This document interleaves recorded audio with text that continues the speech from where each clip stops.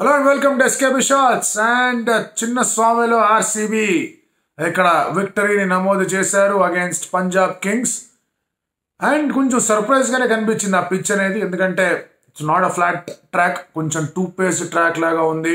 So 200 was కష్టమైన స్కోరే, but still గెటబుల్ score అన్నట్టుగానే ఇద్దరు కెప్టెన్లు కూడా భావించారు. బట్ ఎక్కడ ఏం జరిగింది, ఎలాంటి ఇబ్బందులు అనేవి ఇరు జట్లకి ఎదురయ్యాయి, and Virat Kohli what it is saying the presentation, అది it can make some great headlines. Let's get started.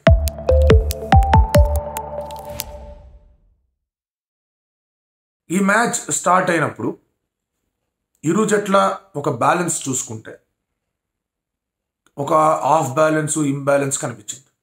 అది ఆర్సీబీ గురించి మనం చాలా డీటెయిల్డ్గానే మాట్లాడుకున్నాం. వాళ్ళ ప్రివ్యూ వీడియోలో లాస్ట్ మ్యాచ్లో కూడా వాళ్ళు జరిగిన దాంట్లో ఏంటి అని. పంజాబ్ కింగ్స్ దగ్గర కూడా చాలా డీటెయిల్గానే మాట్లాడుకున్నాం. ఒకటే తేడా ఏంటంటే కనుక Punjab Kings came with win, వాళ్ళు గెలిచి వచ్చారు, ఆర్సీబీ ఓడిపోయి వచ్చారు ఈ మ్యాచ్కి. సో పంజాబ్ కింగ్స్ ఏమనుకున్నారంటే మనం అదే ఫార్మాట్, అదే దాంట్లో సెటిల్ అయితే బాగుంటుందని. బట్ టాస్ అనేది ఫాఫ్ డుప్లెసీ వైపు పడి ఫాఫ్ ఫీల్డింగ్ అన్నాడు. ధవన్ అడిగితే ధవన్ కూడా మేము కూడా ముందే బ్యాటింగ్ చేద్దాం అనే ఆలోచన ఉంటుంది మాకు, ఎందుకంటే ఇది రొటీన్ పిచ్ లాగా, రొటీన్ చిన్న స్వామి పిచ్ లాగా అనిపించట్లేదు, కొంచెం తేడాగా ఉంది అని అతను అన్నాడు. కానీ మళ్ళీ లుకింగ్ ఫార్వర్డ్ టు బ్యాటింగ్ అది అని చెప్పి మాట్లాడాడు. So the started playing. Siraj వేసాడు బాల్ బాగానే, యష్ దయాల్ బాల్ వేసాడు. యష్ దయాల్ వేసిన 3 ఓవర్లు నేను పవర్ ప్లే ఏవైతే ఉన్నాయో అది మామూలు బ్రేకులు, హైడ్రాలిక్ బ్రేకులు కొట్టాయి పంజాబ్ కింగ్స్కి. దానికి రీజన్ ఏంటంటే ఇట్లా తొక్కి పెట్టింది అసలు scoring rate. Yash Dayal has been terrific, mind blowing bowling వేసాడు. లాస్ట్ మ్యాచ్లో కూడా చెన్నైకి అగేన్స్ట్గా బాగా వేసాడు, ఏదో అటు ఇటు కొన్ని 4 to 6 వెళ్ళినట్టుంది. కానీ ఈ యొక్క పవర్ ప్లేలో అద్భుతమైన రీతిలో బౌలింగ్ వేశాడు. సిరాజ్ కొంచెం రన్స్కి వెళ్ళినా యష్ దయాల్ దాన్ని బ్రిలియంట్గా కవర్ చేసి అద్భుతమైన రీతిలో అక్కడ ఆ బౌలింగ్ కంట్రోల్ అనేది రాబట్టాడు. బేర్స్తో వికెట్ పడడం, అండ్ ఆ తర్వాత పవర్ ప్లేలో దాదాపుగా ఒక 15 runs షార్ట్ ఉన్నారా అనిపించింది పంజాబ్ కింగ్స్. ఎందుకంటే ధవన్ కొంచెం స్లో స్ట్రైక్ రేట్తో ఆడాడు. ఎస్, ఆ పిచ్ అనేది 2 pace పిచ్చే, కొంచెం ఇబ్బందికరంగానే మారుతూ వచ్చింది. బట్ ధవన్ ఆ పేస్తో ఆడుతానంటే మిగతా వాళ్ళందరూ యాక్సలరేట్ చేయాలి, మిగతా వాళ్ళు ఎవరిని యాక్సలరేట్ చేయనివ్వాలి. అండ్ ఒక సర్ప్రైజ్, ఆర్సీబీ ఎప్పుడు కూడా సర్ప్రైజ్ పుల్ ఆఫ్ చేస్తూ ఉంటుంది. ఆ surprise generally it doesn't work for them, అందుకే పాపం వాళ్ళకి ట్రోఫీలు అవి లేవు. బట్ ఈ మ్యాచ్లో it worked.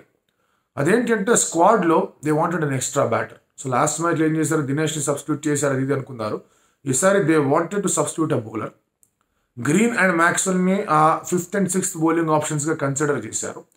Alzarri Joseph and ఆ తర్వాత మీకు సిరాజ్, యష్ దయాల్, వాళ్ళ ముగ్గురిని వాళ్ళు ఒక ప్రైమ్ ఫాస్ట్ బౌలర్స్గా కన్సిడర్ చేశారు. మయాంక్ డగర్ వాళ్ళు తను ఒక స్పిన్నర్గా కన్సిడర్ చేసి ఈ లైనప్తో వెళ్ళారు. కరణ్ శర్మ అనే యాంగిల్ తీసుకొని రాలేదు. అండ్ ప్రాబబ్లీ ఈ ఒక నిర్ణయానికి కారణం కూడా ఆ పిచ్ ఒక 2 pace నేచర్. సో దాంతో ఏమవుద్దంటే గ్రీన్తో కలుపుకొని మీకు 4 పేస్ బౌలర్స్ ఉంటారు. సో కొంచెం ఆ స్లాట్లోని లెంత్ కాకుండా, ఓవర్ పిచ్ లెంత్ కాకుండా, కొంచెం సిరాజ్ ఎప్పుడు కూడా హిట్ చేసే లెంత్, హార్డ్ లెంత్ అంటారు దాన్ని. హార్డ్ అనే పదానికి నాకు అర్థం తెలియదు కానీ, బట్ దట్ లెంత్ వేర్ మీకు రూమ్ ఉండదు, బ్యాటర్స్కి రూమ్ ఇవ్వకుండా బాల్ లోపలికి రావడం, అటువంటి లెన్స్ అవన్నీ. సో అక్కడ అటువంటి లెన్స్ వేస్తే 2 pace వస్తుంది, షార్ట్లు ఆడడం కష్టం అవుతాయని భావించారు. దానితో మ్యాక్స్వెల్ డెలివర్డ్. మ్యాక్స్వెల్ బ్యాట్తో 3 కొట్టాడు, అక్కడ 2 వికెట్లు తీశాడు. ఆ 2 వికెట్లు తన రన్స్ ఇచ్చి ఉండొచ్చు కాక, 30 runs ఇచ్చి ఉండొచ్చు కాక, కానీ 2 వికెట్లు తీశాడు. మ్యాక్స్వెల్ దగ్గర నుంచి ఈ goals for 10 runs per over అయినా పర్వాలేదు, 2 వికెట్లు ఇచ్చాడంటే అది చాలా పెద్ద రిజల్ట్, అది దొరికింది. సో దీంతో Punjab kings are always behind the scoring rate. సరే లాస్ట్లో శశాంక్ సింగ్ వాళ్ళ దగ్గర నుంచి వచ్చి అద్భుతంగా ఆడాడు. అల్జరీ జోసెఫ్ 20 runs కొట్టాడు. ఒకనొక దశలో కొంతమంది ఆర్సీబీ అభిమానులు మెసేజ్ కూడా పెట్టారు, జోసెఫ్ ఆ ఓవర్ సరిగ్గా ఇచ్చుంటే మ్యాచ్ అయిపోయేది కదా, ఇదేంటి గోలా అని చెప్పి. విరాట్ కోహ్లీ వికెట్ ఇమీడియట్గా పడిన తర్వాత. బట్ ఇట్ హ్యాపెన్స్, ఎంత మంచి బౌలర్ కన్నా కూడా ఒక బ్యాడ్ డే అనేది జరుగుతుంది. సో ఆ బ్యాడ్ డే, ఆ బ్యాడ్ ఓవర్ అనేది చిన్నస్వామిలో ఉన్నారంటే నీకు ఖచ్చితంగా ఉంటుంది అక్కడ. సో అలాంటివి యాక్సెప్ట్ చేయాలి. But Punjab Kings point of view నుంచి క్రూషియల్ టైమ్స్లో వాళ్ళు వికెట్లు పడ్డం, అటు లివింగ్స్టన్ వికెట్ పడడం కానీ, ప్రభు సిమ్రన్ వికెట్ పడడం కానీ, ధవన్ బాగా ఆడుతున్నాడు కూడా ధవన్ వికెట్ పడడం కానీ. సో ఇవి పెద్ద జోల్డ్ ఆర్సీబీకి. తర్వాత జితేష్ వచ్చాడు, కొంచెం బాగా ఆడాడు, మెచ్చుకోవాలి. శశాంక్ వచ్చాడు, బాగా ఆడాడు. సో వాళ్ళిద్దరు బాగా ఆడగలేరు కాబట్టి స్కోర్ అంత మాత్రం వచ్చింది. So they lost it in their batting. Power ప్లేలో సరిగా ఆడలేదు, సరైన స్కోర్ రాలేదు, అందుకే ఓడిపోయావా అని ఒక ఆలోచన పక్కన పెడితే దాన్ని మించిన తప్పు ఒకటి చేశారు. 2nd ball ఆర్సీబీ ఇన్నింగ్స్లో క్యాచ్ డ్రాప్ అయింది, ఆ బాల్ 4కి వెళ్ళింది. ఆ క్యాచ్ డ్రాప్ తర్వాత ఈ మనిషి 77 పరుగులు కొట్టాడు. 77 runs విరాట్ కోహ్లీ కొట్టాడు at a very healthy strike rate. ఈజీగా అరౌండ్ 150-160 స్ట్రైక్ రేట్తో కొట్టాడు. అండ్ అదే ఓవర్లో క్యాచ్ డ్రాప్ అయిన అదే ఓవర్లో 4 4 కొట్టాడు. సరే ఈ క్యాచ్ డ్రాప్ అయిన బాల్ 4కి వెళ్ళి పక్కన పడితే ఆ నెక్స్ట్ బాల్ వాడు కొట్టాడు through the covers. Mind blowing shot అది. తర్వాత లెగ్ లాన్స్. ఆ తర్వాత రబాడా వచ్చినప్పుడు కూడా ముందుకు వచ్చి ఆడే ప్రయత్నం చేశాడు. హర్షదీప్ని ముందుకు వచ్చి ఆడే ప్రయత్నం చేశాడు, సక్సెస్ఫుల్ అయ్యాడు. ఎస్, కొన్ని క్లోజ్ షేవ్స్ ఉన్నాయి. ఒకటి హర్ప్రీత్ బ్రార్ బౌలింగ్లో లెగ్ స్టంప్ జస్ట్లో మిస్ అయింది అది. ఆ తర్వాత ఒక షాట్ జస్ట్ ఫీల్డర్ని క్లియర్ చేసింది, అది కొంచెం పెద్ద గ్రౌండ్ అయి ఉంటే క్యాచ్గా అయ్యేదేమో. ఒక బాల్ డైరెక్ట్గా మన బౌండరీ రోప్ మీద పడింది, అది కూడా 2 సిక్స్లు పడ్డాయి అక్కడ. అండ్ అందుకే అతనికి 6ల గురించి అవార్డు వచ్చాం. నవ్వాడు, నేను కొట్టింది ఏంటి, నా 6లు ఏంటి అని. సో క్లారిఫికేషన్ ఇచ్చాడు హర్ష భోగ్లే అక్కడ. నాయన అక్కడ నువ్వు అందరూ 5 బ్యాటర్లు 2 6లు వేశారు, కానీ వాళ్ళందరికన్నా ఎక్కువ కొట్టావు కాబట్టి నీకు ఇచ్చాను ఆయన అని చెప్పాడు. దానికి హర్ష భోగ్లే అనేది విరాట్ కోహ్లీ నవ్వుతూ అవార్డు తీసుకున్నాడు. సో కొన్ని క్లోజ్ షేవ్స్ ఉన్నాయి, బట్ ఆ క్లోజ్ షేవ్స్ అనేవి T20 గేమ్లో వస్తూనే ఉంటాయి. బట్ ఇక్కడ అబ్జర్వ్ చేయాల్సింది ఏంటి విరాట్ కోహ్లీస్ బ్యాటింగ్లో అంటే ద కంట్రోల్ విత్ విచ్ తను కవర్ డ్రైవ్ ఆడాడు. 3 different kinds of cover drive. ఒకటి తన క్లాసికల్ ట్రెడిషనల్ కవర్ డ్రైవ్ ఒకటి ఆడాడు. 2 ఇందాక నేను చెప్పింది క్యాచ్ డ్రాప్ అయిన నెక్స్ట్ బాల్ ఒకటి కొట్టాడు, అదంతా క్లాసికల్ కవర్ డ్రైవ్ కాదు, రీచ్ అవుట్ అయ్యి కొట్టాడు, అది గ్యాప్లో కొట్టాడు. 3వది and the most important addition to his game, and అది జనరల్గా ఆడతాడు, పక్కకి జరిగి లాఫ్టెడ్ షాట్లు ఆడతాడు, కానీ ఇది ముందుకు వచ్చి పక్కకి జరిగి రూమ్ తీసుకొని ఆడటం వేరు, ముందుకు వచ్చి ఒక ఆన్ ద అప్లో దాన్ని కొట్టడం వేరు. ఇది ఆడుతాడు, ఈ షాట్లు కూడా చాలా మట్టుకు ఆడాడు, అండ్ ఇది ప్రాక్టీస్ కూడా చేశాడు. అండ్ హర్షదీప్ దగ్గర నుంచి కానీ రబాడా దగ్గర నుంచి కానీ అటువంటి లెంగ్త్స్లో బాల్ వచ్చినప్పుడు ఎక్కువ బౌన్స్ కాకుండా కొంచెం ఎక్కువ బౌన్స్ ఏంటంటే బ్యాట్ పై భాగం తగులుతుంది, మరీ బౌన్స్ లేకుండా ఉందంటే ఎలివేషన్ రాదు. సో కరెక్ట్గా మీట్ అయితే కనుక ఎలివేషన్ వస్తుంది అన్నాడు, కొట్టాడు, మంచి షాట్లు ఆడాడు, క్రాస్ బ్యాటెడ్ షాట్స్ కూడా కొట్టాడు, కానీ ఎక్కువ క్రాస్ బ్యాటెడ్ షాట్స్ ఆడలా. అలా క్రాస్ బ్యాటెడ్ షాట్స్ ఆడిన వాళ్ళందరూ వికెట్లు పడ్డాయి. మ్యాక్స్వెల్ అట్లాగే అవుతాడు, ఫాఫ్ అట్లాగే అవుతాడు, గ్రీన్ గట్టి షాట్ కొట్టపోయి అవుతాడు, రబాడా బౌలింగ్లో 2 వికెట్లు పడ్డాయి. మ్యాక్సీ ఆ తర్వాత అవుట్ అయిపోయాడు, హర్ప్రీత్ బ్రార్ బౌలింగ్లో మ్యాక్సీ అవుట్ అయిపోయాడు, చాలాసార్లు తీసాడు హర్ప్రీత్ బ్రార్ అతని వికెట్, మ్యాక్స్వెల్ వికెట్. సో బాగా కొట్టే 3 ఫారెన్ బ్యాట్స్మెన్ అవుట్ అయిపోయారు. అందువల్ల అల్జరీ జోసెఫ్ మాత్రం ఇంకొక బ్యాటర్గా foreign player. So Virat Kohli వచ్చి బల్క్ ఆఫ్ ద స్కోరింగ్ 175 అతనే కొట్టాడు, 77 అతనే కొట్టాడు. సో మిగతా వాళ్ళ దగ్గర నుంచి ఎంతో కొంత సపోర్ట్ అనేది రావాలి. తర్వాత అనుజ్ రావత్ వికెట్ పడింది. అదే హర్షల్ పటేల్ విరాట్ కోహ్లీ ఓవర్లో దట్స్ అ గుడ్ బ్యాటిల్, అక్కడ బాగా సెటప్ అయి ఉంది. 5 ఓవర్లో అరౌండ్ 11 runs per over కావాలి, అండ్ విరాట్ కోహ్లీ ఆ ఓవర్లో కొట్టాడు, కానీ ఆ బాల్ స్లైస్ చేశాడు డైరెక్ట్గా deep point, squarish third man లాగా ఉండింది, అక్కడ అతని చేతిలో పడింది వికెట్. సో దాని తర్వాత విరాట్ అవుట్ అయిపోవడం, అనుజ్ అవుట్ అయిపోవడం, వీళ్ళందరూ అవుట్ అయిపోవడం, ఇదేంటబ్బా గోల్ అనుకుంటున్న టైంలో ఇంపాక్ట్స్ మైపాల్ లాంబ్రోర్ వచ్చాడు. సో ఈ ఇంపాక్ట్ సబ్ రూల్ని ఇక్కడ ఒక ఎక్స్ట్రా బ్యాట్స్మెన్ రూపంలో వాడుకుందామని ఒక టాక్టిక్ ఏదైతే ఉందో అది బాగా వర్కౌట్ అయింది.